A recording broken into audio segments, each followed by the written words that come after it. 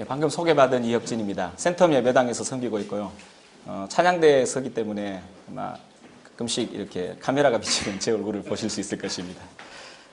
지금 제가 섬기고 있는 그곳은 세계로병원이고요. 세계로병원은 부산 의료선교회라고 하는 의료선교단체 산하에 있는 병원입니다. 2004년에 개원했고 저희 선교회는 1995년에 시작됐습니다. 그래서 해외 의료선교를 중심으로 선교사를 파송하고 또 그 해외 선교를 감당하고 있는 그런 선교단체이고 그 선교 일을 잘 감당하기 위해서 사직동에 그 기지인 병원이 있습니다. 저는 2004년부터 거기서 근무하고 있고 그전에는 기독교 공동체 운동에 좀 관심이 있었고 거기에서 좀 활동을 하다가 그것이 선교와 자연스럽게 연관이 되어서 한 2년 정도 영국에서 선교학을 공부하고 이 선교회와 그 다음에 병원에 그렇게 합류하게 되었고요.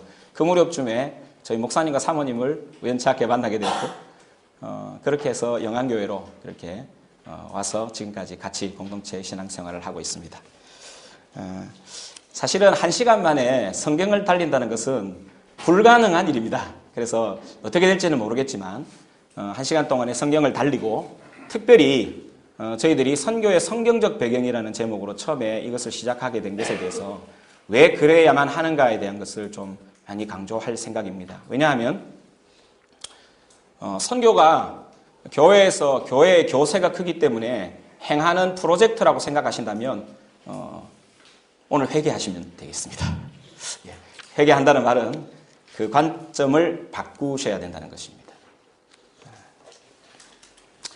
여기는 그림이 있는데요. 이 그림은 미국에서 해마다 하는 개와 주인이 가장 닮은 콘테스트입니다. 좀 닮은 것 같습니까?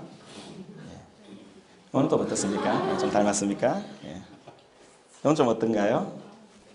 오늘의 1등 그랑프리는 정말 닮았습니다. 세상에는 이렇게 개를 닮으려고 자기의 모든 것들을 투자하는 사람들이 있습니다. 제가 사마귀 유치원 버전으로 이런 사람들에게 드리고 싶은 노래가 있습니다. 친구야 친구야 친구야 개 닮으려다가 개가 될래. 제가 드리고 싶은 노래입니다. 세상에 많은 사람들이 재미를 추구하면서 살아갑니다. 그리고 개를 닮으려고 하는 것뿐만 아니라 나름대로의 소원을 가지고서 그렇게 살아갑니다. 어떤 소원은 굉장히 그럴듯하고요. 또 많은 사람들의 칭송을 받고 또 롤모델이 될 만한 소원도 있습니다. 그런데 오늘 저희들이 성경을 달릴 때 그 모든 것들이 사실 산산조각이 나는 경험이 필요하다는 것입니다. 세상에 재미를 쫓아 사는 사람들이 많지만은 성경은 저희들에게 의미를 이야기해주고 있습니다. 그래서 그 의미가 어떤 것인지 많은 사람들이 자신의 이야기 속에 갇혀 있습니다. 그래서 자신의 이야기를 이루고 자신의 꿈을 이루려고 하는 것, 그것을 자신의 최대의 목표로 삼습니다. 근데 그것이 바깥에 있는 사람들만 그런 게 아니라 교회 안에서도 그런 경우들을 왕왕히 볼 수 있습니다. 그래서 자기 꿈이 이루어지는 것, 그것을 위해서 내가 예수도 믿고 내가 하나님도 그렇게 잘 대접해 드리는 것, 그것이 보통 자기 중심으로 성경을 보는 사람들의 어떤 관점입니다.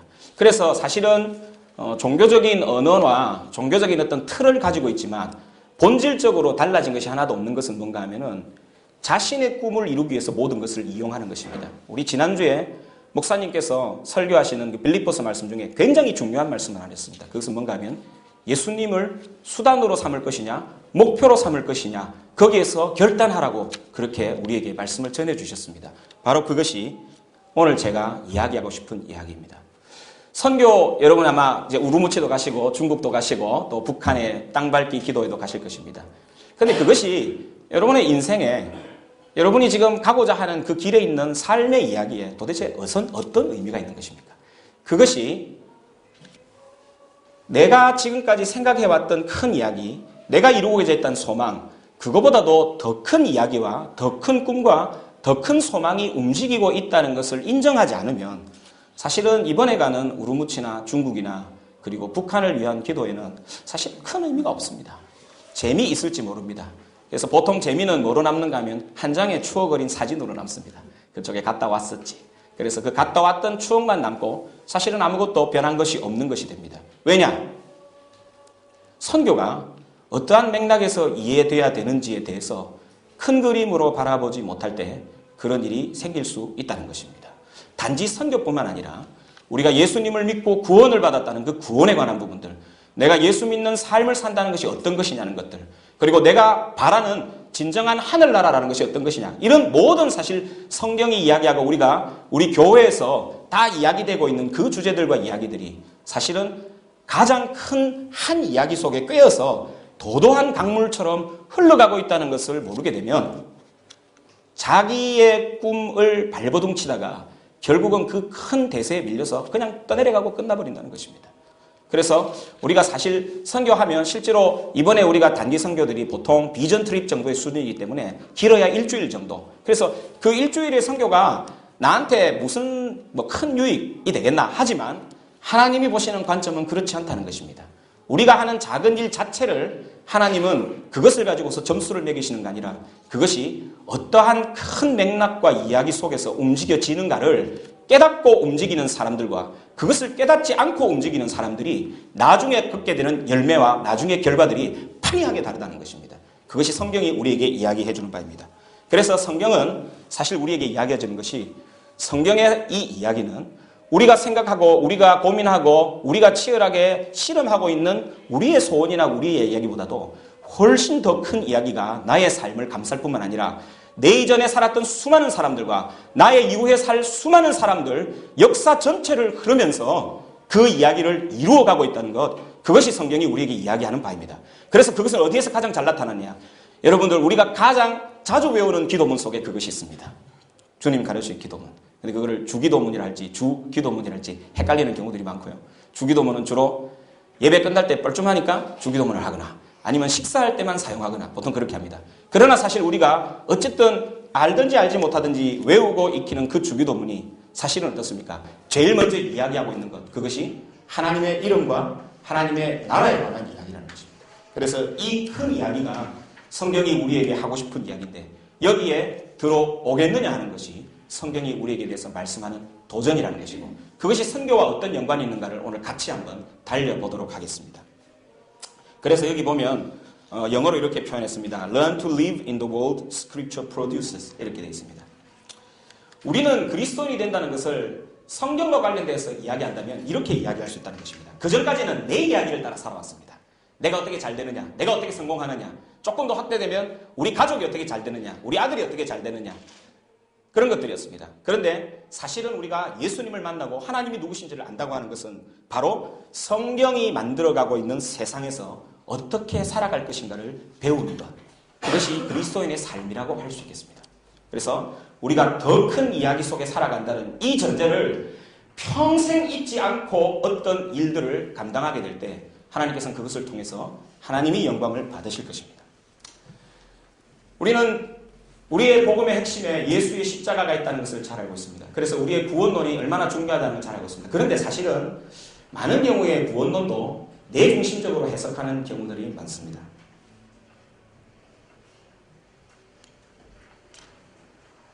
여러분, 꽤 많은 그리스도인들이 예수님의 피를 필요로 합니다. 예수님의 피가 필요해. 왜 필요합니까? 피를 마시면 살거든요.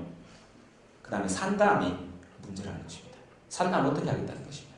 또 피가 필요하면 예수님의 목덜미에 내 가는 송곳니를 탁 빠져서 또 피를 빨아먹고 그리고 예수님을 위해 예수님의 피를 먹고 다시 살아가고 또 힘이 떨어진다고 생각하면 피를 먹고. 그래서 어떤 신학자는 이런 그리스도인들을 가리켜서 뱀파이어 크리스찬이라고 말했습니다. 그들에게는 예수님의 피 1cc만 있으면 구원을 받고 천국에 가는 데는 별다른 문제가 없다고 생각하는 것입니다. 그런데 문제는 뭔가면 예수님이 왜 죽으셨느냐는 겁니다. 여러분들이 선교에 가서 어쨌든 선교지에서 직접적이든 간접적이든 예수의 십자가의 복음을 이야기한다고 하는 것입니다. 그 예수의 십자가의 복음이 어떤 의미입니까? 어떤 깊은 맥락 속에서 이야기되고 실제로 우리의 역사 가운데 일어난 일인가 하는 것입니다.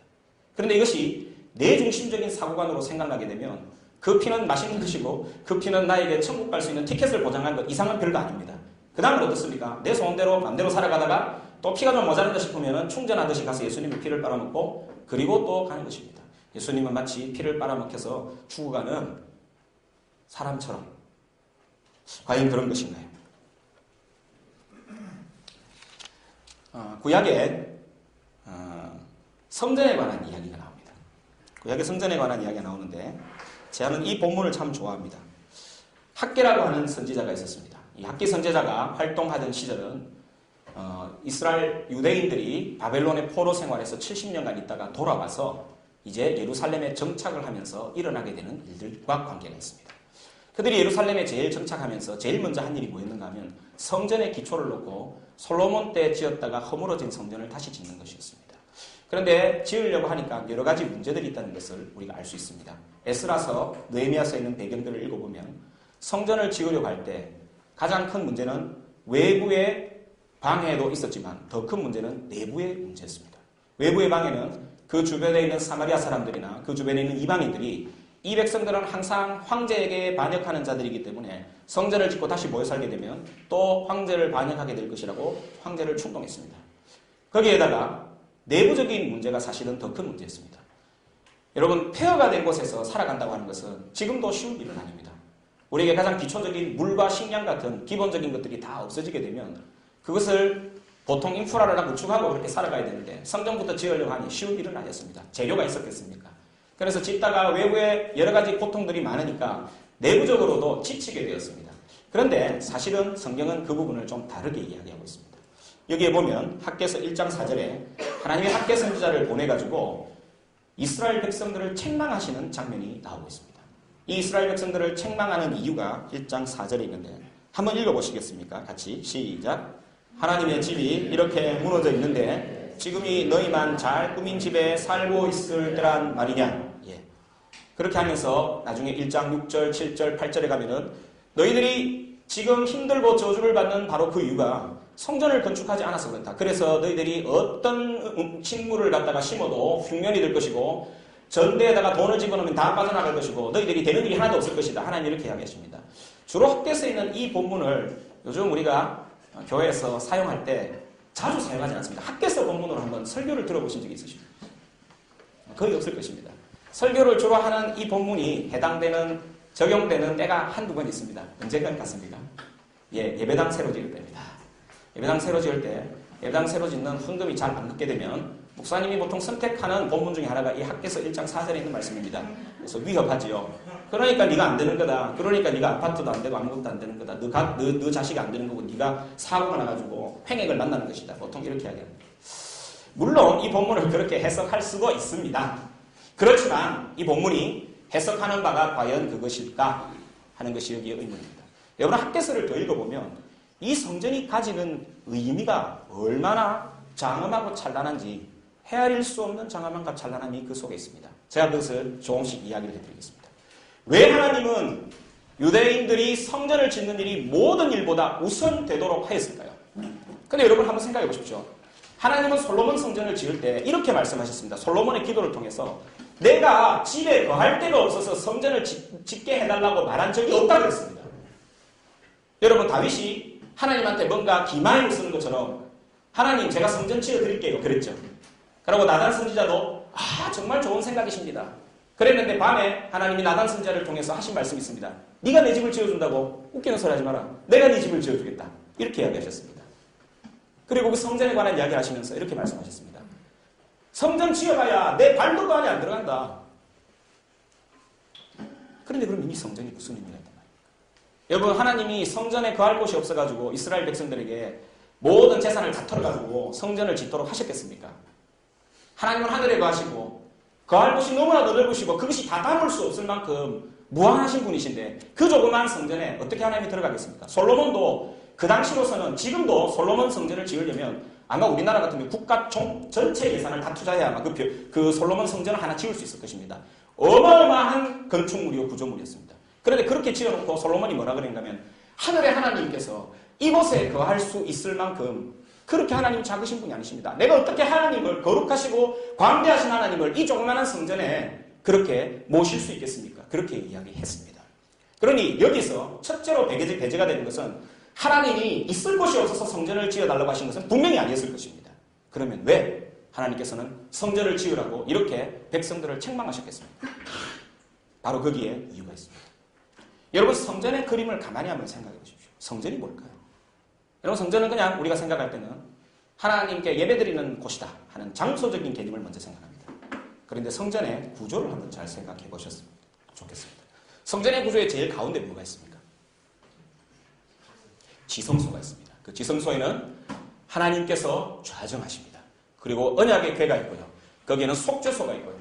그 안에 율법과 아론의 쌍난지팡이와 만나를 든 항아리가 그 속에 있습니다. 하나님께서 거기에 1년에 한 번 대제사장과 만나시면서 그 대제사장을 통해서 하나님은 이스라엘 백성들과 교통하시는 그런 하나님이셨습니다. 이 거룩한 곳에는 대제사장이 1년에 한 번 들어올 수 있을 만한 거룩한 곳입니다. 그리고 이 지성소를 중심으로 성소가 있습니다. 성소에는 제사장이 들어와서 분향을 하고 떡을 매일매일 갈아서 진설병을 올리고 향단에 기도를 올려드리는 그런 곳입니다. 그리고 이 지성소와 성소 바깥에는 무엇이 있는가 하면 뜰이 있습니다. 이 뜰은 유대인의 남자들이 들어가는 뜰입니다. 이 뜰에서 주로 일어나는 것이 바로 제사를 드리는 것입니다. 매일 도축창처럼 거기서는 제사가 일어나고 양을, 소를 불태워서 하나님께 제사를 드리는 일이 일어납니다. 근데 이게 성전의 다가 아닙니다. 이 성전의 뜰 바깥에는 또 다른 뜰이 하나 있습니다. 그 뜰은 여자들과 어린이들이 함께 들어올 수 있는 뜰입니다. 그리고 그 뜰 바깥에 또 하나의 뜰이 있습니다. 그 뜰은 뭔가 하면은 하나님을 자신의 주인으로 섬기겠다고 왕으로 섬기겠다고 결단한 모든 이방인들이 거기서 주님을 예배할 수 있는 뜰이 있습니다. 여러분 그러면 성전을 가만히 생각해 보십시오. 성전은 하나님을 중심으로 이스라엘 백성 남자, 여자, 어린이 그리고 이방인들 모두를 아우르는 동심원적인 구조를 가지고 있다는 것입니다. 이것이 무엇인지 아십니까? 이것이 하나님이 꿈꾸는 세상의 모습입니다. 성전은 하나님의 꿈의 블루프린트입니다. 성전은 그냥 우리가 가서 예배만 드리는 예배의 장소가 아니라 그보다 훨씬 더 깊은 의미를 가지고 있습니다. 왜냐? 그것은 신약 성경이 우리에게 거기에 대한 증거를 강력하게 제시하고 있습니다. 왜 그러냐? 예수님이 성전을 청결하게 하셨던 요한복음에 있는 기사와 다른 복음에 있는 기사들을 기억하실 것입니다. 예수님께서 성전을 청결하게 하실 때에 그 성전에 대한 정의를 어떻게 내리셨는지 기억하십니까? 이사야서에 있는 말씀을 가지고 성전에 대한 정의를 내리셨습니다. 그것은 무엇입니까? 이 전은, 이 하나님의 집은 만민이 하나님과 소통하는 곳이라고 했습니다. 저는 일부러 기도를 소통이라는 말로 바꿨습니다. 만민은 우리가 이야기하는 열방입니다. 모든 열방들이 하나님과 소통하는 것이 예수님이 이사야서에서 인용하신 성전의 정의입니다. 여러분 그 일이 있고 나서 무슨 일인 줄 아십니까? 성전을 둘러싸고 모든 들어오는 사람들을 다 막고 그들을 돈으로 이렇게 바꿔가지고 예물 드리는 것들을 바꾸는 바리새인들과 장사꾼들을 예수님이 다 쫓아내고 이 성전이 하나님이 만민과 소통하는 곳이라는 정의를 내리신 그 다음에 일어난 일이 있습니다. 그 다음날 어떤 일이 있었는가 하면 어린이들과 불구자들이 성전 뜰 안으로 들어왔습니다. 그것은 굉장히 중요한 의미가 있습니다. 왜냐하면 그 성전이 예수님을 통해서 그 모든 장벽들이 없어지고 성전의 원래의 의미, 이사야서가 이야기했던 성전의 원래의 의미, 그 모든 성전은 만민이 기도하는 집, 만민이 하나님과 함께 영원히 살고 소통하는 그러한 공간으로서의 의미를 다시 가지게 되었습니다. 그런데 이 성전에 대해서 예수님은 이렇게 이야기했습니다. 성전을 하노라. 내가 3일 만에 그 성전을 다시 짓겠다. 그러면서 거기에는 주석이 붙습니다. 이 성전은 바로 돌아가시고 부활하실 그분의 몸을 가리켜 한 말이라고 요한은 이야기했습니다. 그러나 거기서 성전에 대한 정의는 끝이지 않습니다. 사도 바울은 성전에 대한 모든 정의를 에베소서와 고린도서에서 이렇게 이야기합니다. 그 전은 바로 하나님 아들 예수 그리스도의 몸인 교회가 성전이라고 이야기했습니다. 그리고 마지막 요한계시록에 보면은 하나님의 나라가 온전히 이루어졌을 때 그 모습이 바로 성전이었습니다. 그래서 그 성전의 중앙에는 아버지 하나님과 어린 양과 영원히 그 가운데 계시는 성령님께서 우리와 항상 함께 하시는 구조로 대단원의 막을 내리고 있는 것이 성경이라는 것입니다. 그래서 성전의 구조는 엄청나게 중요한 구조입니다. 왜냐하면 성전이야말로 바로 그것이 하나님의 꿈을 한 장의 도면으로 그린 건축물이기 때문입니다. 여러분 건축물은 굉장히 의미가 있습니다. 여기서 건축을 하신 우리 집사님이 계신다면 건축이 얼마나 큰 의미를 가지는지 아실 것입니다. 건축은 무엇입니까? 그 사람들의 영혼과 그 사람들의 꿈이 조형으로 나타나는 것입니다. 그래서 성전은 바로 하나님의 꿈이 조형으로 나타난 그러한 건물이라는 것입니다.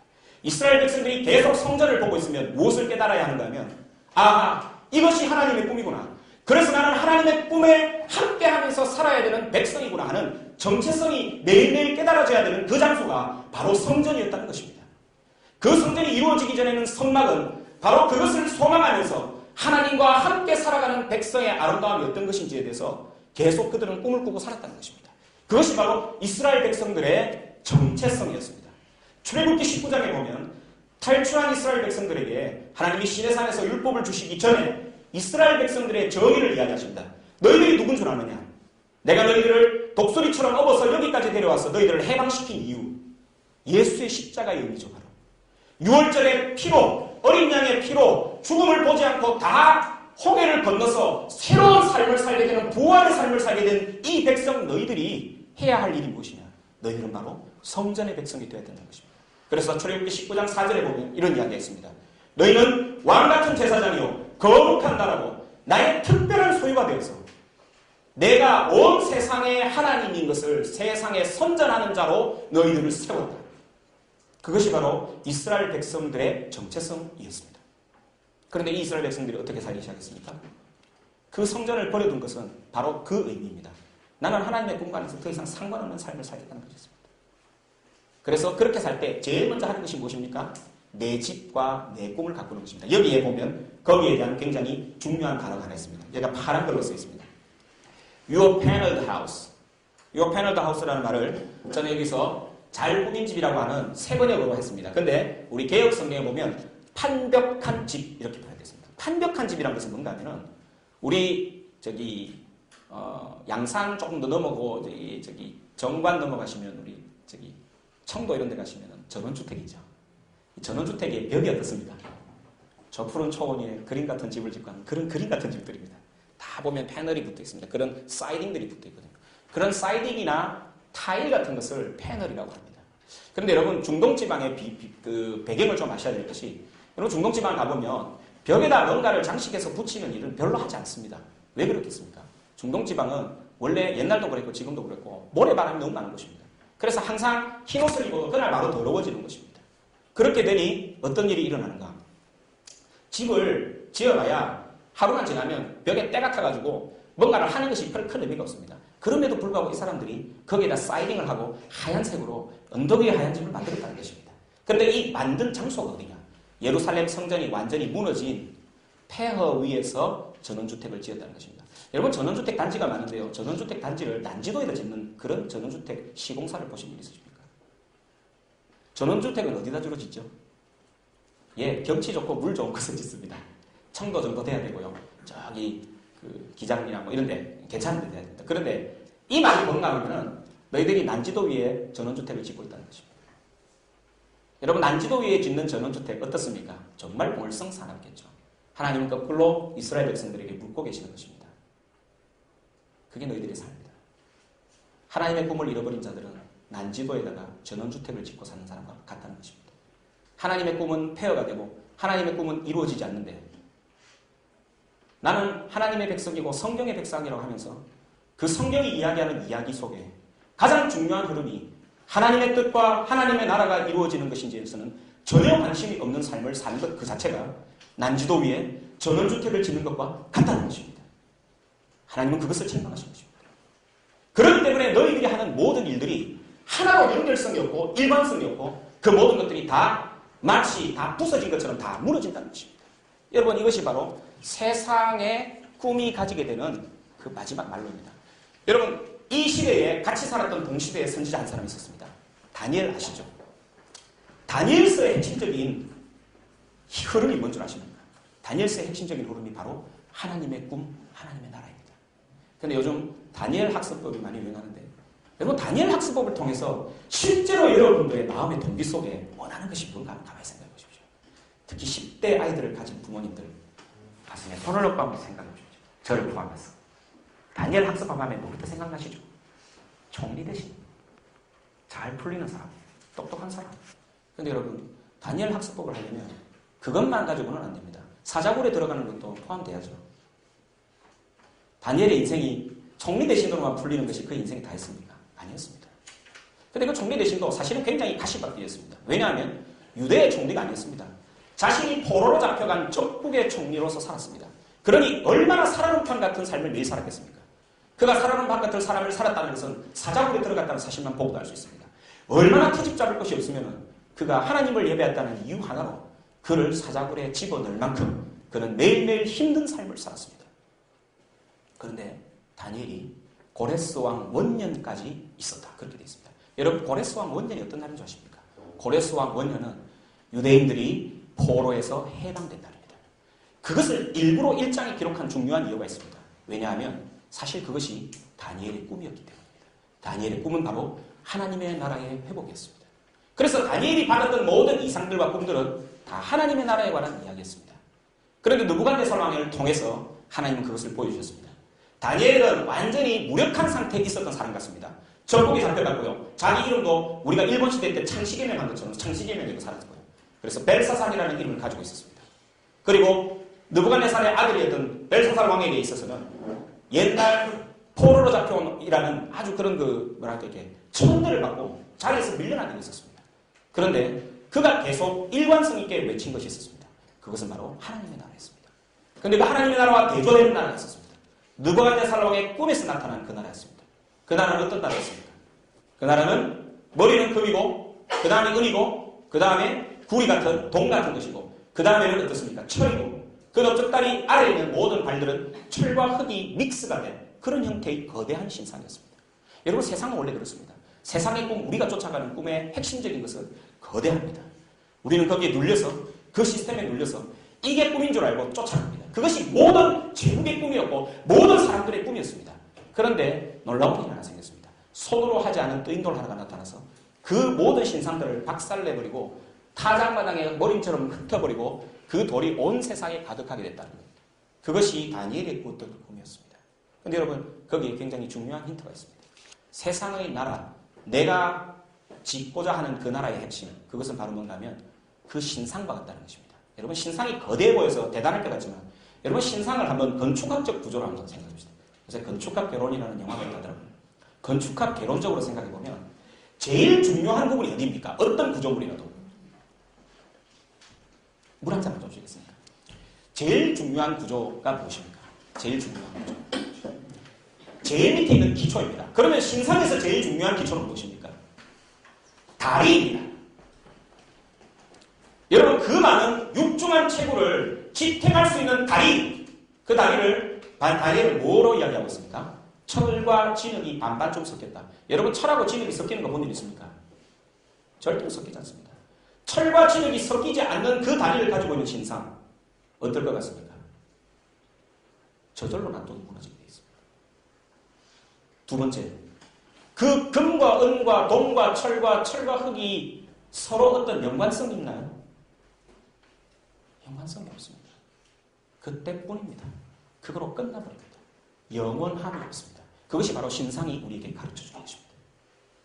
그것이 우리가 세상 속에서 지금까지 추구했던 모든 것들의 집약합니다. 그것도 건축학적으로 보면 세상의 꿈에 대한 한계의 조형물입니다. 세상의 꿈이 그렇다는 것입니다. 대단하고 거대하고 우리를 집어삼킬 것 같지만 실상 보면 가장 약하고 일관성이 없는 것. 그것이 세상이 우리에게 이야기해주는 꿈이요. 작게는 나의 꿈, 나의 소망이라는 것입니다. 우리가 예수를 만난 것, 그것은 바로 뭔가 하면 하나님의 집을 재건하는 것입니다. 하나님의 집을 재건하는 것, 그것이 바로 우리가 선교 현장에서 힘써야 할 것일 뿐만 아니라 우리의 삶이 추구해야 될 목표라는 것을 성경이 이야기해주고 있습니다. 황현이가 이야기하는 버전을 따른다면 우리가 하나님의 꿈과 하나님의 나라라는 제목으로 설교 말씀을 들은 적이 몇 번 있으십니까? 하나님의 나라라는 설교 말씀은 많이 한국교회에서 없어져 버렸습니다. 내가 어떻게 하면 잘 살고, 내가 어떻게 하면 잘 되고, 내가 어떻게 하면 복을 받을 것인가. 우리 목사님께서 계속 강조하고 우리에게 지적하시는 것과 똑같은 맥락입니다. 황현이의 말을 빌자면 하나님의 나라 도대체 어디 갔어? 도대체 어디 갔냐? 하나님의 나라 도대체 어디 갔느냐? 그것이 우리가 선교를 떠나기 전에 우리에게 근본적으로 던져야 할 질문이라는 것입니다. 그래서 이 비거 스토리를 동시몬의 그림으로 보자면 신약성경 이후로부터의 이것은 어린 양과 하나님을 중심으로 해서 제자들과 교회와 모든 민족이 동심원의 구조로 있는 하나님의 나라가 어떻게 완성되어 가고 있는가 하는 그림이라는 것입니다. 국어 공부를 잘하는 사람은 책의 제일 첫 번째와 책의 제일 마지막을 눈여겨봅니다. 두괄식, 쌍괄식, 미괄식 이런 이야기 하잖아요. 그래서 거기에 보면 핵심이 있습니다. 여러분 창세기 1장에 우리에게 이야기해주고 있는 거예요. 우리 사회 시간에 국가의 구성 요소에 대해서 배웁니다. 국가는 주권과 국민과 영토로 되어 있습니다. 그런데 이런 사상은 동양에도 똑같이 있습니다. 천지인. 여러분 이거 어디서 제일 많이 볼 수 있습니까? 우리 핸드폰에서 많이 볼 수 있죠. 핸드폰에 보면 세종대왕께서 만들어 두신 모음의 구조는 점과 의와 이로 되어 있습니다. 그래서 의는 땅이고요. 이로 서 있는 것은 사람이고요. 점은 우주입니다. 한국 사람들은 이미 여기에 대해서 생태적으로 이것을 갖고 있습니다. 왜냐하면 우리나라 사람들은 땅 투기하는 것을 좋아하고 자녀들이 잘 되는 것을 좋아합니다. 그것도 좀 왜곡되긴 했지만 사실은 어떤 의미에서 나라에 대한 소망을 이야기하는 것입니다. 뭔가 사람들에게 있어서는 나라를 소망하는 것이 있다는 것입니다. 근데 이것이 어디서부터 왔을까 하는 것입니다. 창세기 1장에 보면 하나님께서 천지 만물을 창조하신 기사가 나옵니다. 여러분 천지 만물을 창조하신 기사는 이것이 과학적이니 뭐니 하면서 진화론하고의 창조론을 싸우고 하는 이런 어떤 차원의 것을 훨씬 더 넘는 것입니다. 창세기는 아까 이야기했지만 우리가 성경의 이야기를 따라 살아간다고 했을 때 모든 것의 기초가 되는 기초석입니다. 그래서 히브리서 11장에 제일 먼저 우리의 믿음의 기초가 뭐라고 이야기하고 있습니까? 믿음으로 우리는 이 모든 세상이 하나님의 말씀으로 지어진 줄을 믿는다. 그렇게 되어 있습니다. 이 기초가 없이는 그 위에 모든 것들이 기초가 없습니다. 왜냐하면 그것이 나타내는 바가 뭐냐? 이게 하나님의 나라이기 때문입니다. 여러분 창세기 1장의 그림을 한번 가만히 생각해 보십시오. 창세기 1장에 보면 제일 먼저 누가 계십니까? 다스리는 주권자가 계십니다. 태초에 하나님이 천지를 창조하시는 그 천지를 창조하시고 운행하시는 하나님이 계십니다. 그런데 그 하나님은 삼위일체로 존재하십니다. 거기에 삼위일체라는 말은 없지만 하나님의 신이 수면에 운행하시고 하나님이 말씀을 시작하시니 그 모든 피조물들이 하나씩 자기의 존재를 드러내게 되었습니다. 말씀이신 성자와 하나님의 모든 생명을 잉태하시는 성령과 아버지이신 하나님께서 그 가운데서 이미 영원히 계셨다는 것입니다. 그리고 그 땅과 하늘을 만드시기 시작했는데 그것이 바로 우리가 살아가고 있는 공간입니다. 이 공간에 어떤 것들을 어떻게 두셨는지를 가만히 보고 있으면 하나님의 세상이 얼마나 정합적이고 얼마나 구조적으로 아름답고 완벽한지를 알 수 있습니다. 우리가 첫날에 보면 하나님께서는 빛이라는 소스를 만드셨습니다. 이 빛이라는 소스가 첫날에 만들어졌고 둘째 날에는 우리가 이야기하는 공간이라는 개념들이 만들어졌습니다. 그래서 그것이 하늘과 땅과 그 사이에 궁창, 위에 궁창, 물 이런 것들로 나누어지는 스페이스에 관한 이야기를 합니다. 세 번째는 뭔가 하면 그 땅에 식물이 자라기 시작했다는 것입니다. 여러분 넷째 날부터는 이 첫째 날의 진료를 가지고서 구체적인 것들을 만들어 나가십니다. 그것은 무엇입니까? 해와 달과 별들을 첫째 날의 빛을 통해서 만드시고요. 그 다음에 다섯째 날에는 이 공간에 살아가는 모든 날짐승들과 고기들을 만드십니다. 그리고 여섯째 날에는 특별히 땅에 있는 식물을 먹을 수 있는 기어다니는 동물들, 우리가 얘기하는 포유류나 파충류나 이런 것들을 만드시면서 제일 마지막에 무엇을 만드십니까? 사람을 만드신다는 것입니다. 그래서 이 구조를 가만히 보면 이것은 하나님의 나라의 그림을 가지고 있습니다. 그래서 창세기는 그냥 하나님이 세상을 만들어놓은 갑다가 아니라 항상 국어책에서 제일 중요한 것은 첫 번째 단락입니다. 하나님이 만드신 디자인하신 하나님의 나라가 바로 이런 구조로 되어 있다는 것입니다. 하나님이 계시고 그 다음에 그 모든 하나님의 활동들이 충분히 아름답게 발휘되는 하나님께서 매우 좋았다라고 말씀하셨던 공간들이 있고 그 공간에 살아가는 사람들이 있었습니다. 그런데 하나님께서는 특별히 그 공간에 되는 사람에 대하여 특별한 말씀을 하셨습니다. 이게 이제 우리가 선교에 대해서 이야기하는 가장 큰 중요한 파운데이션이 되겠습니다. 선교는 어떤 것이냐? 이거부터 먼저 좀 이야기를 하겠습니다. 여러분 혹시 컴퓨터로 된 컴퓨터 성경 프로그램이 있으시면 검색창이 있거든요. 검색창 같은 데서 선교 딱 쳐갖고 클릭 딱 해보세요. 몇 구절 정도 검색될 것 같습니까? 검색창에서 0 이렇게 되어 있습니다. 그러면 성경은 성경이 없는 거네. 이렇게 이야기하면 안 된다는 것입니다. 이것은 국어 실력이 많이 모자라는 것입니다. 공부를 잘하는 사람들은 이럴 때 그 말뜻이 무엇인가를 낱말풀이를 하면서 시작합니다. 성경에 대한 낱말풀이를 들어가 보겠습니다. 성경에 이런 단어가 있나? 있습니다. 그것도 엄청 많습니다. 왜냐? 의미적으로 많다는 것입니다. 첫 번째, 미션이라는 단어. 이 선교라는 말을 사실은 우리가 한자로 쓰기 때문에 교를 전한다 이렇게 되어 있습니다. 선, 전한다. 교. 우리 예수교를 전한다 이 말입니다. 그래서 우리는 꼭 어떤가 뭔가를 설득하고 전하는 어떤 가르치는 것으로 선교를 많이 시작합니다. 그렇지만 선교의 원래의 의미는 그건 좀 다릅니다. 그것은 뭔가 하면 미토 또는 미테레라고 하는 라틴어에서 비롯됐습니다. 그래서 우리가 미션 하면은 제일 먼저 떠오르는 영화가 생각나시죠? 뭡니까? 미션 임파서블이 떠오릅니다. 그래서 톰 크루즈가 임파서블한 미션을 가지고 나중에 그것을 가능한 미션으로 바꾸는 그 짜릿한 스펙타클을 우리는 경험하게 됩니다. 그래서 미션이라는 것은 원래 의미가 뭔가 하면은 누가 누구를 보낸다는 의미입니다. 누가 누구를 보낸다. 그것이 바로 미션입니다. 자, 그러면 이제 조금 의미가 다 살아나죠. 톰 크루즈는 어떻습니까? CIA가 보내죠. 보내서 그 일을 하는 것입니다.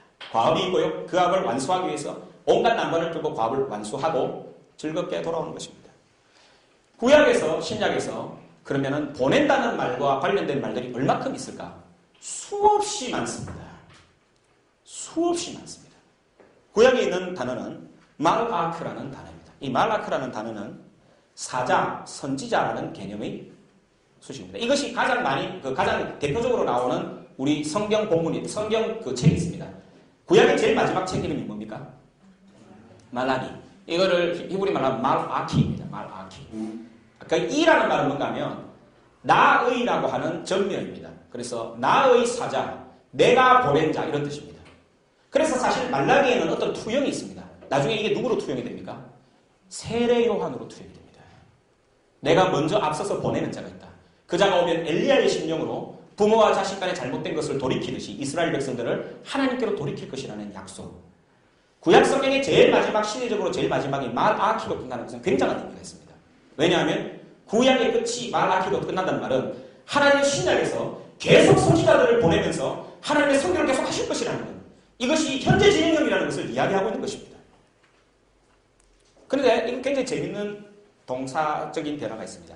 말라크라고 하는 이 명사는 히브리어는 기본적인 그 명사가 또는 이 그 자음으로 된 명사가 조금 변화를 하게 되면 동사로 바뀝니다. 근데 이 동사가 되면 물라카라는 동사가 됩니다. 근데 이 물라카라는 동사는 어떤 의미가 있는가 하면 일을 한다는 의미가 있습니다.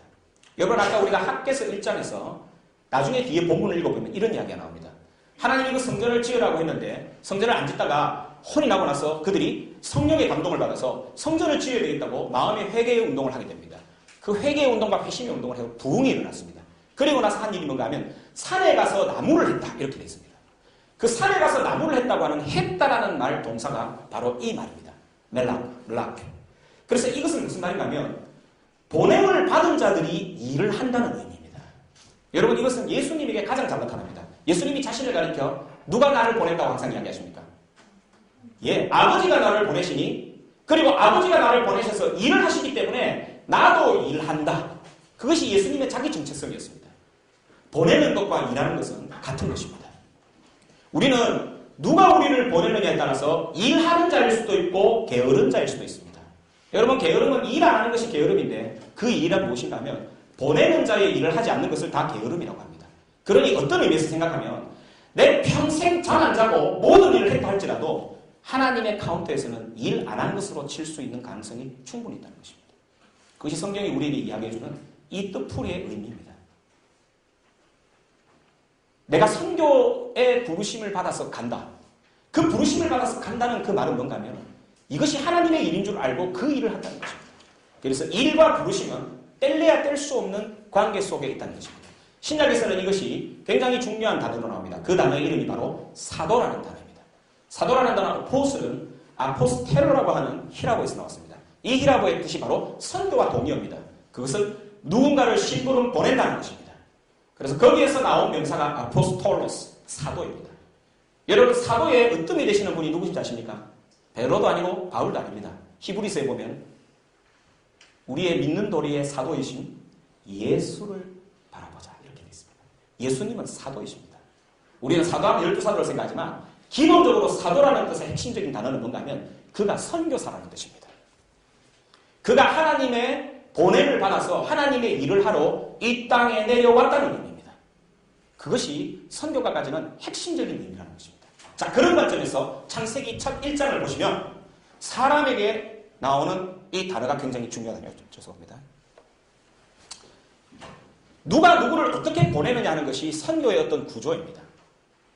그래서 그 선교를 통해서 이루고자 하는 것이 뭔가 하면은 예수님께서 이렇게 말씀하셨습니다.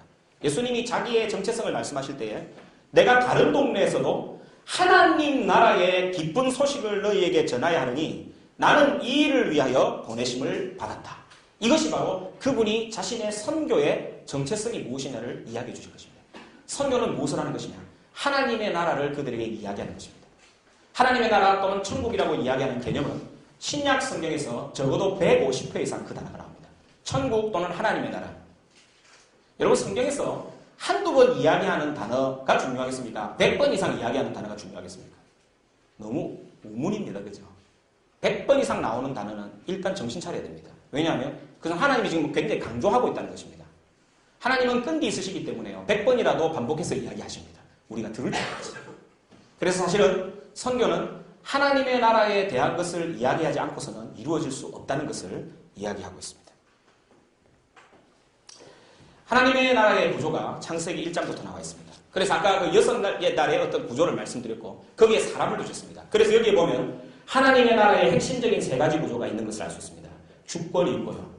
다스리는 분이 계시고 그 다음에 거기에 있는 백성들이 있고 그리고 그 백성들과 주권이 통치되고 있는 공간이 있습니다. 그것이 바로 창세기 1장에 있는 그림입니다. 사람들에게 주신 기본적인 것이 무엇이냐? 그곳에서 하나님이 우리에게 주신 기본적인 기능이 있습니다. 그것은 우리가 선교를 할 때 많이 오해하는 건데 우리는 하나님한테 백날 쓰임을 받다가 마치 버림받은 것 같이 쓰여지는 신화를 하는 것이 하나님이 우리를 보내신 목적이냐? 그게 아니라는 것입니다. 창세기 1장에서 하나님이 우리에 대해서 이야기하는 바는 크게 두 가지입니다. 첫째는 인간은 하나님의 형상을 따라 지음을 받았다는 이 전제하에서 제일 먼저 인간이 귀하다는 것입니다. 여러분 우리가 선교 현장에서 사람을 섬기고 내가 어떤 존재인가를 이야기할 때 이 구절이 여러분의 모든 사역의 기초가 되지 않으면 흔들릴 수밖에 없습니다. 세상에 많은 사람들은 단백질의 복합적인 구조물이라고 생각하는 사람도 있고요. 우연하게 적자 생존의 투쟁에서 이긴 존재이기 때문에 사람이 중요하다고 이야기하는 사람들도 있습니다. 그런데 그런 사람들이 이해하는 인간의 폭을 끝까지 가보면 어디까지 가는가 하면은 자기보다 열등한 사람은 가스실에 집어넣어서 죽일 수도 있는 데까지 가게 되어 있습니다. 그런데 우리는 왜 우리가 효용적으로 볼 때 아무런 가치가 없다고 생각하는 장애인들을 위해서 우리의 평생을 바칩니까? 왜 하루에 1달러로 살아가는 사람들, 그 사람들은 적자 생존에서 실패한 사람들 아닙니까? 그런 사람들에게 왜 그 복음을 전해야 하는 것입니까?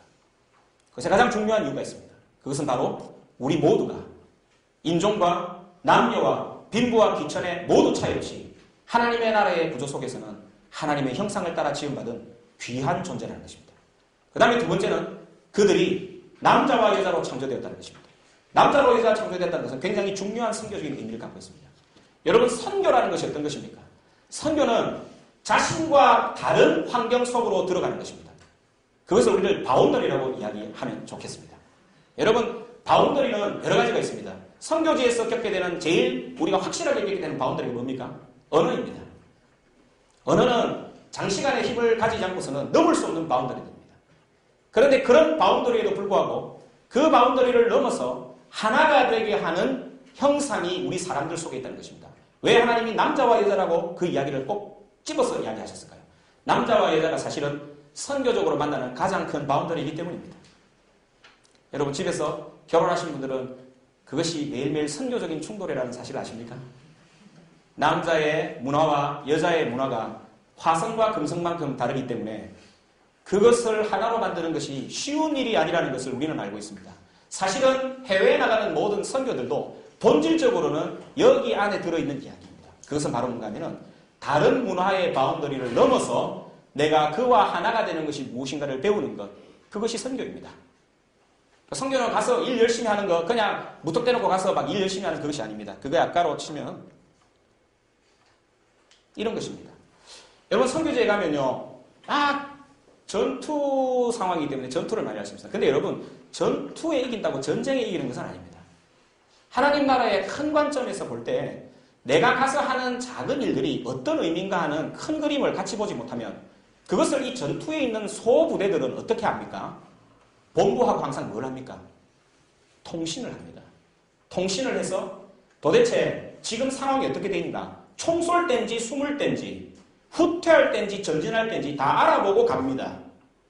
그런데 보통 선교 현장에서 종종 일어나는 일 중에 하나는 무대포로 돌격하는 소총 부대들이 꽤 많다는 사실입니다. 하나님은 진짜 지금 전체 그림을 가지고 뭔가를 움직이시고 있는데 하나님의 나라라는 전체 그림 속에서 이걸 못 보고 우리 교회, 우리 팀이 여기서 뭔가를 잘해야 되고 생각하니까 어떤 일이 일어나는가 하면 그 그림 다 못 보고 어떻게 하는가 하면 막 총을 쏘고 달리는 것입니다. 근데 그게 어떨 때는요, 하나님의 나라에 굉장히 중요한 일들을 그르치는 수도 있습니다. 왜 그랬습니까? 숨어가지고 지금 은폐를 하고 있어야 되는데 하늘로 막 총 쏴들고 그 다음에 적군 10명 죽였다고 자랑하면 어떻게 될 것 같습니까? 큰 부대들이 드러나게 되고 잘못하면 엄청난 집중 공격을 받고 전멸하는 수가 있습니다. 그래서 수뇌부의 전체적인 그림을 항상 알면서 가는 것이 엄청나게 중요하다는 것입니다. 그런 관점에서 창세기에 있는 첫 이 기초를 가지고서 우리가 가는 현장을 바라보는 것, 이것이 굉장히 중요한 기초에 대한 이야기라는 것입니다.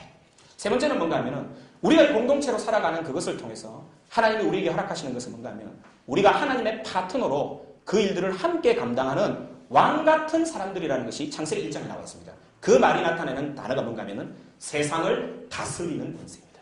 그래서 세상을 다스리고 경작하는 것, 그것이 인간에게 주신 하나님의 기능이었습니다. 그래서 사실 우리는 하나님의 씨가 아니라 하나님의 형상을 고귀하게 받은 하나님을 닮은 공동체로서의 파트너십을 가지고 하나님의 일을 하는 왕 같은 존재다. 그것이 바로 창세기 1장이 우리에게 주는 선교의 기본적인 그림이라는 것입니다. 그러니 우리가 앞으로 우르무치를 가든 중국을 가든 어디를 가든 키르기스탄을 가든 우리가 있는 그 존재 자체가 어떻는가 하면 그곳에서 이런 일들을 수행하기 위해서 하나님이 우리를 부르셨다는 그 전제하에 움직여야 된다는 것입니다. 그러면 어떤 일이 생기게 되는가? 그 선교 가운데서 실제로 하나님이 원하시는 열매들을 조금씩 맺게 되는 것입니다. 선교 사역을 하면서 우리가 선교의 효율성이나 이런 것들 때문에 빨리빨리 결과를 얻는 것에 대해서 많이 익숙해져 있습니다. 그렇지만 사실 더 중요한 것은 뭔가 하면 이 창세기에 갖고 있는 이 큰 그림이 이야기하는 것은 첫째, 우리는 그 공동체로 살아가는 우리의 그 선교의 삶 속에서 하나님의 형상이 드러나야 된다는 것입니다. 하나님의 형상이 드러나지 않는 그러한 모든 선교 활동들이 실제로 가지고 주는 해악은 오히려 복음을 닫아버리는 결과를 가져온다는 것입니다. 그래서 우리는 남자와 여자로 공동체로 부름을 받아서 선교를 공동체적으로 하는 존재라는 것도 우리가 기억해야 됩니다. 선교의 현장에서는 독불장군이 없습니다. 왜냐하면 하나님 삼위일체가 선교하시는 방법이 공동체적인 선교이시기 때문입니다. 하나님이 예수님이 어느 날 갑자기 아버지도 모르게 몰래 여기에 내려오셨습니까? 아닙니다. 예수님은 하나님하고 타이밍을 끝까지 잘 맞추셔가지고 때가 되어 내려오셨습니다. 그러면서 항상 말씀하시는 것이 내가 아버지 하나님의 때가 되어서 아버지의 명을 받고 이 땅에 왔다는 자기의식이 너무나도 투철하셨습니다. 공동체 속에서 우리가 함께 선교한다는 것, 그것은 굉장히 중요한 의미입니다. 왜냐하면 이 공동체 속에서 우리가 먼저 배워야 되는 것은 우리가 이 공동체 속에서 한 몸을 가지고서 하나님의 영광을 어떻게 드러내는 것이 사실은 선교의 핵심적인 가치라는 것입니다. 여러분 이번에 우르무치나 또 중국이나 키르기스탄에 여러 팀들이 가실 겁니다. 거기는 공동체입니다. 일 쉽게 하려면 한 사람이 가서 하면 제일 좋아요. 이것도 하고 저것도 하고 좋은데 왜 여러분 공동체로 가십니까? 왜 그렇게 이렇게 진척이 더딘 일들을 하시려고 하시는 것입니까? 여기서 팀워크를 만들어가지고 간다는 일이 쉬운 일이 아닙니다. 그런데 왜 그 일로 여러분을 하나님이 부르시는 줄 아십니까? 그것이 하나님의 선교의 본질이기 때문에. 하나님의 선교의 본질은 공동체적입니다. 공동체는 아까 그랬죠. 문화와 바운더리를 넘어야 하는 어려움이 있다고 했습니다. 그것을 제가 나중에 설명을 드리도록 하겠습니다. 그럼에도 불구하고 하나님의 나라를 소유하고 그렇게 하나님의 위임자와 대리자로 살아야 할 그 백성들이 하나님에 대해서 반역하게 되었습니다. 하나님의 나라가 나의 꿈이 된 것이 아니라 내 나라가 나의 꿈이 되었습니다. 성경은 그것을 죄라고 합니다. 왜 그것이 죄냐? 마태복음, 마가복음에 보면 세례요한과 예수님이 제일 처음에 오셔서 선포하신 하나님의 복음의 핵심이 있었습니다. 그게 혹시 뭔지 아십니까? 회개하라, 천국이 가까웠다 했습니다. 여러분, 회개하라. 그 이유는 천국이 가까웠다. 조금 매치가 되십니까? 보통 우리가 회개라는 것을 자기 중심적으로 생각하면 이렇게 생각할 수 있습니다. 회개하라. 안 그러면 하나님한테 뒤지게 만들 것이기 때문이다. 회개하라. 안 그러면 쪽팔리기 때문일 것이다. 회개하라. 이렇게 하고 이야기할 수 있습니다. 안 그러면 좀 마음이 찝찝하기 때문에. 그래서 회개가 보통 어떻는가 하면 내가 그러니까 영적이고 내가 좀 이 인격적인 수양이 좀 덜 있기 때문에 그 영적이고 인격적인 수양을 좀 더 이 말씀을 통해서 좀 더 잘 다듬고 내가 좀 더 좋은 사람이 되기 위해서 회개를 하는 것이라는 생각이 많이 팽배해 있습니다. 심지어는 또 우리 중고등부 청소년 때는 그런 게 있습니다. 회개할 때는 꼭 눈물을 보여야 됩니다. 감정적으로 회개가 안 되면 나는 회개 안 할 거예요. 일주일 동안 그 수련회 가봐야 아마 만장할 것이에요. 그래서 무슨 일이 있어서 회개를 해서 안 되면 막 이게 넓적다리를 꼬집는다든지 아니면 가서 막 소나무 뿌리를 하나씩 뽑아야 된다든지 그런 일들이 일어납니다. 그런데 사실 성경은 회개에 대한 이야기의 차원이 그렇지 않다는 것입니다. 성경에서 회개에 대한 이야기의 차원은 나라에 관한 이야기라는 것입니다. 왜 그것이 중요하냐? 여러분, 죄의 본질은 뭔가 하면 반역입니다. 반역은 뭔가 하면 다른 나라를 꿈꾸는 것입니다. 다른 나라를 꿈꾸는 것입니다.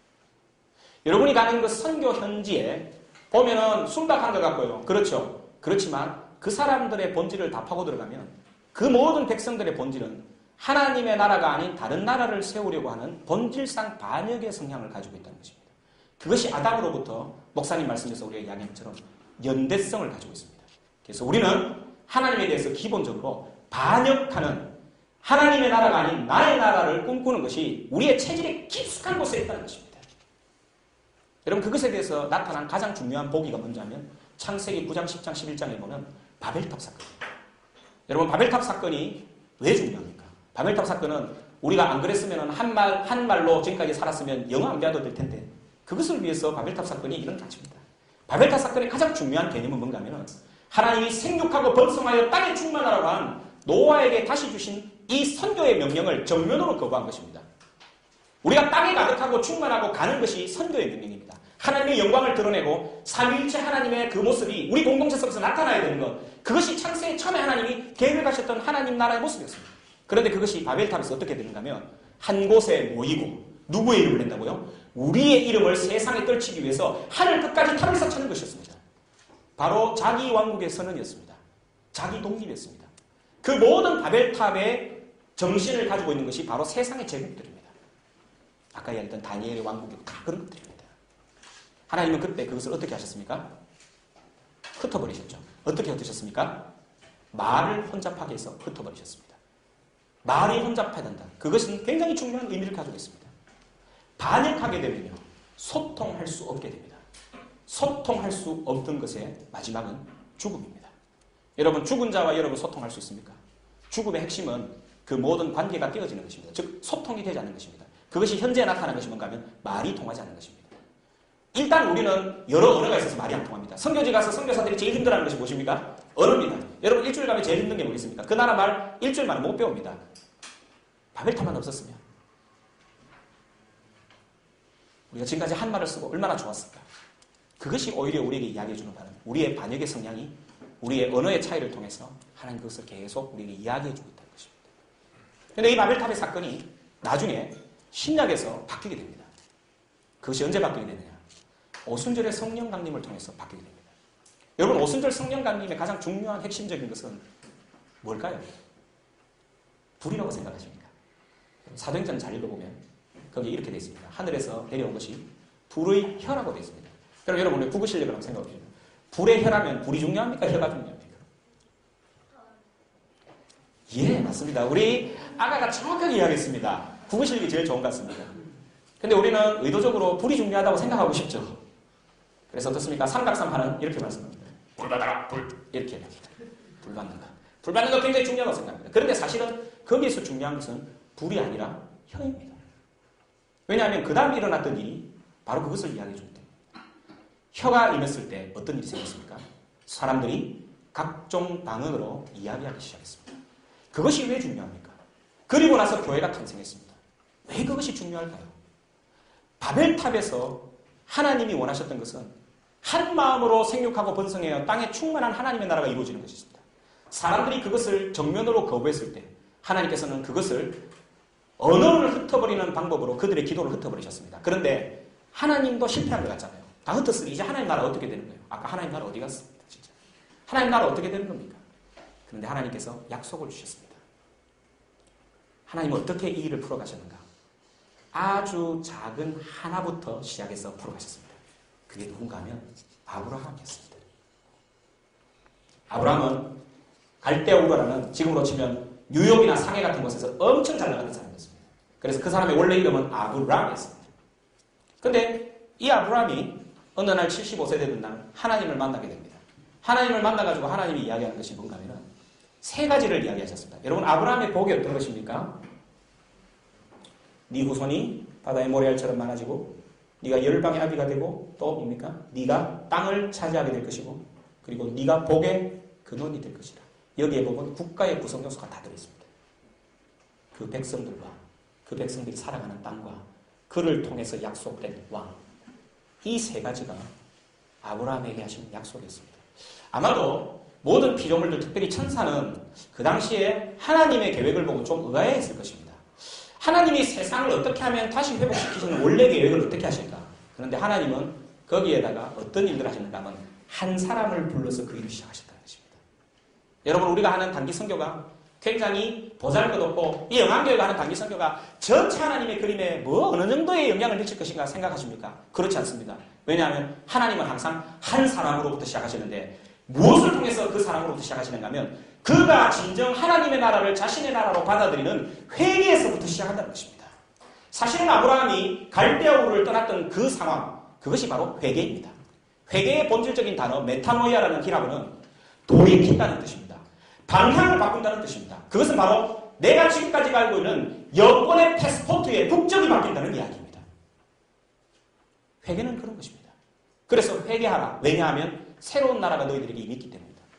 여러분 우리는 우리 할아버지 시절에 일제시대 36년을 경험했습니다. 그때 태어났던 사람들은 내가 일본 사람인 줄 알았을 것입니다. 그런데 미군이 진주하고 1945년이 되었을 때 우리는 나라가 바뀌는 엄청난 일을 경험하게 됐습니다. 그 앞에 섰을 때 우리는 어떻게 반응해야 됩니까? 그냥 수양을 좀 더 잘해서 좋은 사람이 되어 있습니까? 여러분 마치 회개를 이렇게 생각하는 것 같습니다. 내가 지금까지 일본 치하에서도 내 자녀들을 잘 위하고 잘 살고 내 직장의 일에 아주 충실하고 잘 살았으니 뭐 그게 무슨 상관이 있겠느냐. 근데 여러분 그런 사람이라고 나라가 바뀌게 됐을 때 면제를 받는 것이 아닙니다. 예를 들면 그가 일본을 위해서 계속 사역했다고 생각합시다. 검사든 판사든 경찰이든 나라가 바뀌면 어떤 일을 합니까? 그가 착한 아빠든 그가 그 일에 성실하게 행하든 그것은 의미가 없습니다. 여러분 우리가 어떤 일을 행했든 그건 의미가 없습니다. 단지 그날에 확실하게 두 사람의 운명을 결정된 것은 단 한 가지밖에 없습니다. 네가 어느 나라 사람이냐입니다. 네가 어느 나라 사람이고 어떤 패스포트를 선택하느냐에 따라서 그의 운명이 달라지는 것입니다. 여러분 회개는 그런 것입니다. 회개의 차원은 내가 조금 더 수양이 깊은 사람이 되는 것이 회개가 아니라는 것입니다. 회개는 내가 지금까지 가지고 있는 내 나라를 완전히 버리고 그 나라의 패스포트로 내 패스포트를 갈겠다는 각오입니다. 그리고 각오뿐만 아니라 그렇게 살기로 그날부터 결심하고 살아가는 것입니다. 그것을 회개라고 합니다. 감정적인 동요 특별히 없어도 상관없습니다. 그거 있으면 더 좋겠지만 아브라함은 그렇게 했습니다. 그래서 자기의 모든 것들을 다 버리고 갈대아 우르를 떠났습니다. 이것이 바로 선교사의 모델입니다. 마태복음 28장에 보면 이것을 가라라는 명령을 하겠습니다. 구약에 나오는 모든 하나님의 명령을 가지고 심부름을 떠나는 사람의 핵심적인 동사는 가라였습니다. 아브라함은 갈대아 우르를 떠나서 하나님이 지시해 주실 땅으로 간다고 했습니다. 그래서 우리가 마태복음 28장에 있는 그 명령을 생각하면 그것이 바로 하나님이 선교사를 어떻게 부르는지를 이야기하고 있습니다. 아브라함뿐만 아니라 아브라함의 계보에 난 모든 사람들이 실제로 가지고 있었던 생각대로 되었는가 하면 그렇게 해서 자신의 삶을 하나님의 꿈으로 바꾸는 것이었습니다. 여러분 요셉을 한번 생각합시다. 여러분 요셉 할 때도 또 다니엘 학습법조는 요셉 생각 많이 하죠. 총리 되신 되고 잘 되는 거. 근데 요셉이 정말 잘 됐으면 거기에다가 피라미드 짓고 자기 이름을 내세웠을 거 아니겠습니까? 그런데 왜 이집트에 가면 요셉의 피라미드 안 보입니까? 요셉의 진정한 소원이 뭔 줄 아셨습니까? 창세기 50장에 보면 내 해골을 메고 그 땅으로 돌아가라. 왜냐하면 하나님이 너희를 정의 권고하시리니 너희들은 그 땅에 다시 돌아간다. 그게 누구하고 한 약속입니까? 자기의 할아버지 아브라함과 한 약속이었습니다. 요셉에 있어서 오매불망 이루어져야 될 것은 아브라함의 꿈이었습니다. 그것은 뭔가 하면 해와 달과 별들이 왕이신 예수님 앞에서 무릎 꿇고 경배하는 자신의 꿈이었습니다. 여러분 그것을 요셉 개인의 꿈이라고 생각하시면 안 됩니다. 그 꿈은 요한계시록에 한 번 더 반복이 됩니다. 요한계시록 12장에 보면 해와 달과 별들이 있고 그 여자가 낳는 아들이 철장 권세를 가지고 세상을 다스리시는 장면이 나옵니다. 그것이 요셉이 꾸었던 꿈이었습니다. 그는 요셉의 개인의 꿈이 아닙니다. 바로 하나님 나라에 대한 꿈이었습니다. 그래서 자신의 모든 삶을 거기에 던질 수 있었습니다. 그리고 자신의 해골을 명해서 내가 그 해골을 가면서 명하느니 너희들이 그 꿈을 따라서 살아야 된다는 것, 그리고 나도 그 꿈에 조금이라도 얹혀서 살겠다는 소망을 가지고 있었습니다. 그것이 이스라엘 백성들에게 면면이 흘렀던 하나님의 나라의 선교적 사명이었습니다. 그리고 세월이 지나서 그들이 국민을 이루고 왕을 삼았을 때 하나님이 다윗을 통해서 그에게 왕을 보내주시겠다고 하신 약속이 바로 신약에서 우리가 마태복음 제일 처음에 보는 예수님의 족보입니다. 예수님은 성육신을 통해서 이 땅에 나타나셨습니다. 예수님이 하늘에 올라가셔서 하늘에서 그냥 오늘부터 너희들 죄를 다 살 테니까 그냥 듣고 그렇게 해 그렇게 이야기 안 하셨습니다. 예수님이 왜 성육신으로 이 땅에 오셔서 아기의 모습으로 오시고 우리와 모든 것이 같게 되시느냐, 그것은 바로 창세기에 있는 인간의 형상과 맞닿아 있습니다. 왜냐하면 우리 가운데는 하나님의 형상이 있습니다. 그것을 회복해야 하기 때문에 하나님은 인간으로 오셔서 그것을 회복하실 수밖에 없던 것입니다. 하나님의 나라에서 잘못된 그 백성들이 하나님의 형상으로 다시 회복되려면 그와 눈높이를 맞추는 것, 그 성육신이 중요할 수밖에 없었습니다. 예수님의 성육신은 바로 선교의 원리가 어떠함을 이야기하겠습니다. 여러분 우리가 앞으로 우르무치나 중국이나 이런 데를 가게 될 때 예수님의 성육신이 우리의 선교의 기본적인 원리가 되어야 됩니다. 왜냐하면 그것이 주님이 선교를 하신 방법이었습니다. 하나님이 누구신지를 예수님을 통해서 아는 것처럼 세상에 있는 모든 사람들이 우리를 통해서 하나님을 알도록 하나님이 만드셨다는 것입니다. 그것이 하나님의 계획이었습니다. 예수님께서는 이 땅에서 세상 전체를 향해서 자신이 사역을 하시는 분이라는 것을 이야기했습니다. 그리고 그 일들을 이루셨습니다. 그 일들의 마지막 클라이막스가 우리가 아까 이야기하는, 우리가 아까 그림에서 보았던 십자가입니다. 여러분 십자가는 어떤 의미가 있습니까? 우리가 개인주의적인 관점에서 십자가를 보면 십자가는 그냥 내가 예수님 덕분에 횡재 만났다. 그래서 예수님이 나를 위해서 죽어주신 것이 고맙다. 그래서 그다음부터는 내가 마음대로 살아도 되겠다. 그런 의미로서의 십자가를 많이 생각합니다. 그래서 예수님 고맙지. 그런데 좀 생각해보면 예수님 너무 좀 잔인하게 돌아가신 것 같아요. 그러실 필요까지는 없었는데 그 못이 이렇게 막 박히고 그래서 어떤 분들은 아유 예수님 얼마나 아프셨을까 이걸 많이 생각하십니다. 그런데 사실 여러분 십자가라는 것이 원래 그런 것입니다. 우리가 하나님의 나라의 관점에서 한번 십자가를 봅시다. 여러분 왜 열방에 우리가 십자가가 우리의 복음의 중심이 되어야 됩니까? 왜냐하면 십자가의 제1 기능이 있습니다. 십자가가 속죄하고요, 우리를 죄에서 해방시키는 기능이 있는데 그 기능을 하기 위해서 제일 먼저 해야 될 기능이 있습니다. 그것은 바로 우리의 정체를 폭로하는 기능입니다. 여러분 십자가 앞에 서시면 좀 불편하지 않으셨습니까? 십자가가 왜 여러분들에게 불편한 것입니까? 예수님이 아프게 돌아가셨어요? 아닙니다. 십자가가 불편한 이유가 있습니다. 여러분 십자가는 무엇을 위한 처형 방법입니까? 그냥 죄인이 아니라 로마의 제국에 반역하는 정치범을 죽이는 방법입니다.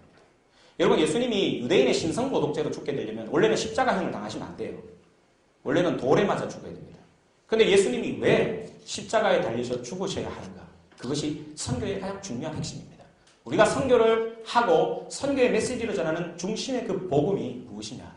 그 십자가의 복음이 우리에게 얘기해 주는 것은 십자가는 우리가 하나님 앞에서 정치적인 반역자라는 것을 이야기해주는 폭로의 장입니다. 여러분 십자가가 서기 전까지는 아무도 그 정체를 몰랐습니다.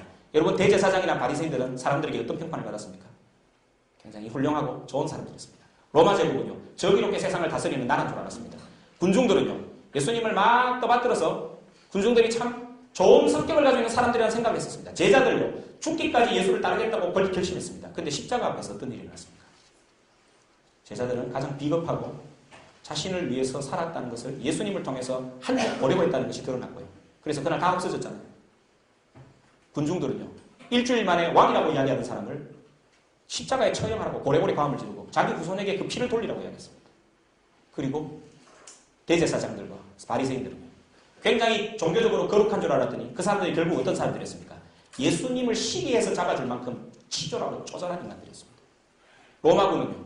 로마라는 나라는 정의로 나라를 다스리고 로마의 법으로 나라를 다스린다고 했는데 실제로 십자가 앞에서 그들은 가장 비열한 방법으로 아무 죄도 없는 죄인을 수시간 만에 즉결 처분할 만큼 무력한 국가였습니다. 그것이 십자가가 우리들에게 이야기해 주는 겁니다. 그것이 그들만의 문제였겠습니다. 여러분이 십자가 앞에 섰을 때 하나님이 여러분에게 여러분의 우리의 정체를 말씀해준 그것이 본질은 뭔가 하면 나도 그들과 똑같이 그분이 왕이라고 인정하지 않는다는 것이죠. 그것이 십자가의 본질입니다. 여러분 그날 십자가에서 그분을 제대로 알아본 사람이 몇 명이 있겠습니까? 단 한 사람 있었습니다. 혹시 그 사람이 누군지 아십니까? 천국에 가면 그 사람은 개털모자를 쓰고 있습니다. 우리는 항상 그 사람을 좀 비웃죠. 그 사람이 부럽기도 하죠. 평생 나쁜 짓 하다가 그날 말 한번 잘해가지고 예수님 곁으로 간 사람. 오른쪽에 있는 강도. 근데 여러분 그 강도 원래 그런 사람 아닙니다. 이런 관점에서 한번 생각해 보십시오. 그날도 십자가에서 달리신 그분을 왕이라고 누가 알아봤을까요? 여러분 내가 그 가운데 있었다면 내가 그분을 왕이라고 알아볼 수 있었을까요? 여러분 십자가 명패에는 유대인의 왕 예수라고 적혀 있습니다. 그것은 굉장히 중요한 의미입니다. 사람들은 그를 노리려고 홍포를 씌우고 가시관을 썼지만 예수님은 그날 여러분 예수님 자신을 왕이라고 한 적이 단대로 없어요. 자꾸 예수님 왕이라고 막 지켜올리면 싫어하고 도망가고 그러셨어요. 그런데 여러분 사복음서에서 예수님이 자신을 왕이라고 스스로 고백한 때가 딱 한 번 나옵니다. 그게 어딘 줄 아십니까? 바로 빌라도의 법정 앞과 십자가 앞에 섰습니다. 그것이 십자가의 본질이었습니다. 하나님의 나라를 대적하고 자신의 왕국을 세우겠다고 하는 모든 것들 앞에 십자가가 섰을 때 모든 정체들이 까발려졌다는 것입니다. 거기는 나도 여러분도 예외가 아니라는 것입니다. 그런데 거기에서 예수님이 왕인 줄 알았던 단 한 사람, 그 사람이 바로 오른편에 있는 강도였습니다. 여러분 우리가 선교 현장에 가면 십자가를 이야기할 것입니다. 십자가를 이야기하면 할수록 선교 현장에서는 맹렬한 반대가 있을 수도 있고 굉장히 어려움이 있을 수도 있습니다. 우리 자신들에게도 십자가의 복음이 어떻게 이해되느냐에 따라서 내가 이 선교의 사명을 감당하느냐 안 하는 것들이 결정될 수 있습니다. 십자가에 가장 먼저 일어나는 그 십자가 앞에서의 사건의 핵심적인 것은 내가 하나님 앞에서 반역하고 나의 왕국을 지으려고 했던 중대한 정치범이었다는 사실입니다. 거기에서 우리가 회개하고 예수의 사죄의 은총을 받고 우리가 해방되었다는 것, 그것이 바로 무엇이냐? 내가 새로운 나라로 옮겨간 새 백성이 되었다는 것입니다. 새 백성이 되려면 우리에게는 그 다음에 삶이 필요합니다. 여러분 해방되고 나서 그거로 끝입니까? 해방되고 나서 더 중요한 것이 있습니다. 그것은 바로 뭔가 하면 해방된 나라에서 영원히 살아야 되는 것입니다. 안 그러면 해방이 무슨 의미가 있습니까? 해방된 나라에서 영원히 살려면 우리에게 꼭 필요한 것이 있습니다. 나라를 한번 생각해 보십시오. 나라는 공간이 있다 그랬죠. 그 공간에 살아야 할 새로운 몸이 필요합니다. 예수님이 왜 부활하셨을까요? 부활은 그냥 죽었다가 살아나는 것이 아닙니다. 예수님의 부활의 몸은 좀 달랐습니다. 벽을 뚫고 다니시기도 하셨고 그를 잘 모르고 다가다가 어떨 때는 그분을 알기도 했고요. 그분을 깨닫기도 하고 깨닫지도 못하기도 하고 바람처럼 사라졌다가 다시 나타나시고 그러셨습니다. 그런데 그 몸이 우리들에게 이야기하는 중요한 의미가 있습니다. 왜 우리가 부활의 능력으로 매일매일 살아야 한다는가? 그것은 우리가 몸으로 그 나라를 살아야 하기 때문입니다. 여러분 우리가 천국에 대한 개념 중에 가장 잘못된 개념이 이교적인 천국입니다. 그것은 뭔가 하면 영혼이 가는 것을 천국이라고 생각합니다. 성경은 어디에도 그렇게 이야기한 적이 없습니다. 하나님의 나라는 우리 영과 혼과 육이 같이 들어가는 나라입니다. 부활의 몸을 입고 들어가는 나라입니다. 그런데 그 부활의 몸을 우리가 성령님을 통해서 영이 먼저 살았기 때문에 이미 이 땅에서 살고 있는 것이 지금 우리의 모습입니다.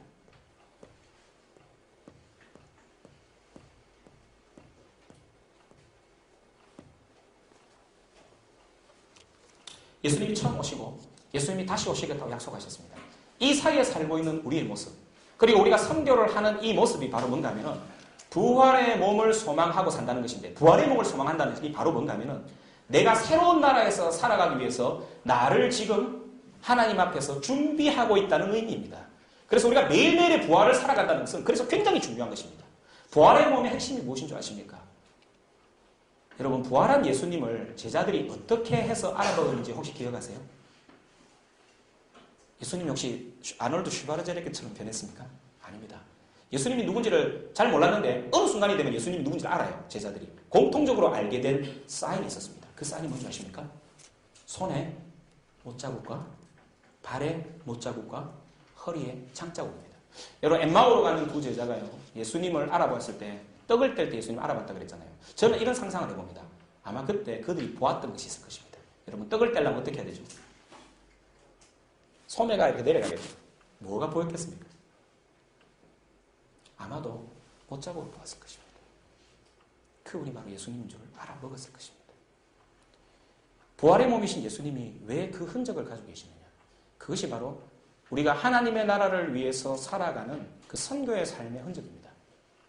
하나님의 나라와 예수의 복음, 십자가의 복음을 전하는 것, 바로 그것은 내 몸에 예수의 흔적을 지니는 것입니다. 그런데 부활에서 하나님이 약속하신 것은 우리는 아마도 서로를 그렇게 알게 될 것이라는 것입니다. 우리가 매일 이 부활의 삶에 참여하고 하나님 나라에 참여한다는 것, 그것이 우리의 삶에서 어떻게 나타나냐면 예수와 함께 고난받는 흔적으로 우리 속에 나타난다는 것입니다. 그게 우리가 매일매일 부활을 살아가는 방법입니다. 그래서 갈라디아서는 뭐라고 그랬습니까? 내가 이제는 예수와 함께 십자가에 못 박고 다시 그를 위해서 나를 위하여 자기 몸을 바리신 예수의 하나님의 아들을 믿는 믿음 안에서 사는 것이라고 이야기했습니다. 그래서 부활은 사실 오늘에 있어서도 실제입니다. 이 부활의 몸이 아직까지 우리에게 완전하게 임한 것은 아니지만 우리 속에서 그 몸을 받아서 살 수 있도록 이미 우리 가운데 역사하시는 그분을 우리는 성령님이라고 이야기하십니다. 그분이 오신 날이 바로 오순절이고 그날 일어났던 일이 바로 다양한 언어 속에서 그분이 존재하셨습니다. 그런데 그 다양한 언어 속에서 존재하실 때 어떤 일이 일어나는가 하면 그 언어는 그대로 다양한데 그들이 하는 말들이 동일했다는 것입니다. 그것은 바로 그분의 능하신 일을 말했다는 것입니다. 예수님의 죽으심과 부활하심과 하나님의 나라에 대해서 이야기했다는 것입니다. 메시지의 모양은 형태는 다른데 그 메시지의 내용이 같았다는 것입니다. 이것이 하나님이 바벨탑 사건을 완전히 뒤집어 보신 하나님의 계략이었습니다. 그래서 이 땅에 존재하게 된 공동체, 창세기 1장에 있는 그 공동체가 다시 이 땅에 존재하게 되는데 그것을 뭐라고 하는가 하면 교회라고 한다는 것입니다. 교회는 바로 그런 것입니다. 우리가 거기 가면 우르무치에도 주를 경배하는 백성들이 있습니다. 중국에도 있고요. 북한에도 있고요. 놀랍지 않습니까? 그들의 말이 우리하고 너무나도 다른데 그들과 우리가 하나인 것을 어떻게 알 수 있습니까? 그들도 하나님의 능하신 일을 말하고 우리도 하나님의 능하신 일을 말하는 것입니다. 그래서 선교는 평생 하나님의 능하신 일을 배우는 것입니다.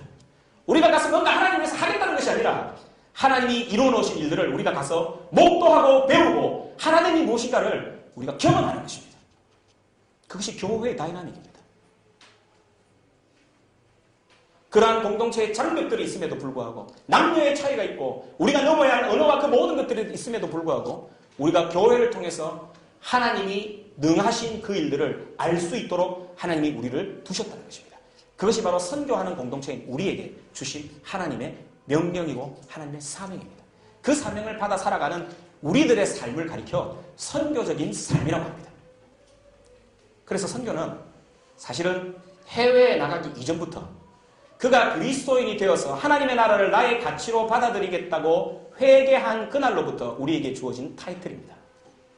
여기에는 누구도 예외 없이 선교사라는 것입니다. 물론 해외에서 사역하시는 선교사님들 그분들이 좁은 의미에서 선교사님이시겠지만은 우리가 살아가는 삶이 아까 선교의 어원과 하나님 나라의 큰 그림으로 볼 때는 우리가 이미 선교사이라는 것입니다.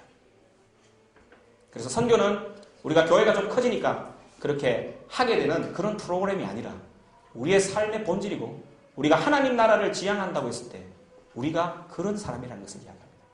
성전을 한번 생각해 보십시오. 그래서 하나님께서 이 모든 것들을 확장하셔서 열방의 모든 민족들이 새하늘과 새 땅 속에서 살아가게 될 때 하나님의 거대한 이야기는 끝을 맺게 되고 거기서 우리는 영원하게 살 것입니다.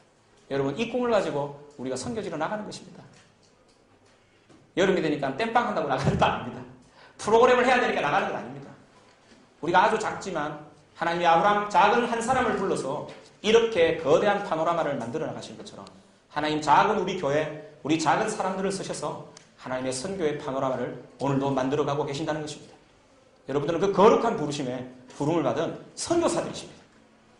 그래서 오늘부터 우리가 선교사임을 자각하고 성경이 이야기하고 있는 이 큰 그림을 나의 그림으로 바꿔 성전의 백성이 되어 그곳을 밟게 되기를 주님의 이름으로 축원합니다. 우리 잠깐 좀 같이 기도하시면 좋겠습니다.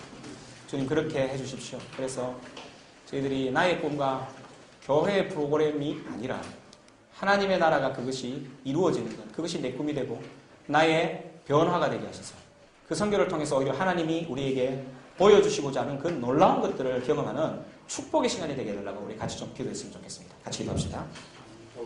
아버지 하나님, 좀 저희들을 도우시고 저희들 가운데 진정한 하나님 나라에 대한 회개의 경험이 있게 하시고 그 돌이킴을 통해서 하나님 나라를 나의 꿈으로 참으로 삼고 받아들이는 놀라운 일들이 일어나게 하여 주시옵소서.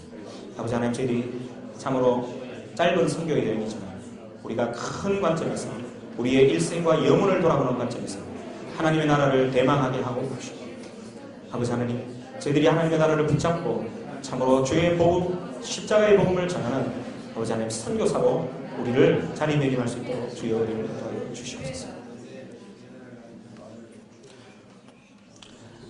아버지 하나님 감사합니다. 저희들이 무엇이간데 그냥 우리들의 삶과 우리들의 작은 꿈에 찌눌려서 그렇게 살아가는 우리들이 하나님 나라의 큰 꿈을 보여주시고 이 꿈에 동참할 수 있도록 저희들을 초청하셨는지요.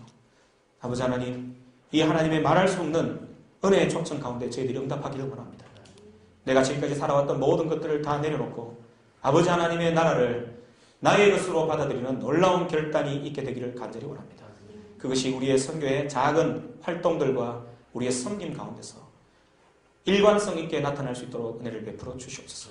주님, 우리 영안교회 공동체를 기억하여 주옵소서. 주님의 귀한 공동체, 아버지 하나님의 나라에 참으로 불붙는 열정으로 우리가 살아갈 수 있도록 은혜를 베풀어 주시옵소서. 아버지 하나님, 우리가 서로 다르며 얼마나 다양한 배경들을 가지고 있는지 모릅니다. 그러나 우리 주 예수 그리스도의 피 아래서 저희들이 한 백성 되고 한 공동체 되고 한 식구됨을 저희들이 이 선교의 길을 통해서 경험하며 훈련받게 도와주시옵소서. 우리를 통하여 아버지 하나님의 큰 일을 이루시옵소서. 예수님 이름으로 기도합니다.